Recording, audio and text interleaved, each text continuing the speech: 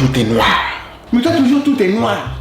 Tu peux pas mettre un peu de couleur dans ta vie? Mais quelle est cette... Il est habitué à tourner et écrire des sketchs pour sa chaîne YouTube. Dikosh cumule aujourd'hui plus de 250 000 abonnés. L'artiste s'est lancé un nouveau défi, réaliser un pilote d'une série intitulée Les Aventures de Bandigou de Melun, un jeune des quartiers originaire de Melun. Il est persuadé que c'est un chevalier.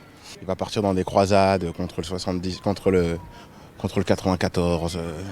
Il va lui arriver encore plein d'aventures de malade et on a choisi le 78.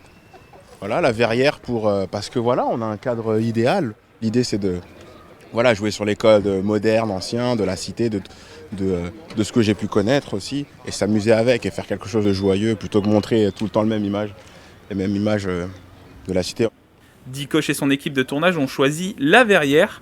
Pendant 5 jours, ils se sont installés au cœur du quartier pour enregistrer plusieurs séquences, notamment cette scène avec des chevaux où Bandigou rentre dans ce fast-food.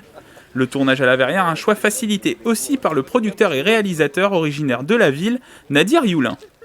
L'idéal, c'était quand même de trouver un endroit où on a un quartier populaire avec des bâtiments en perspective et aussi un bois, un lac pour un peu dépayser.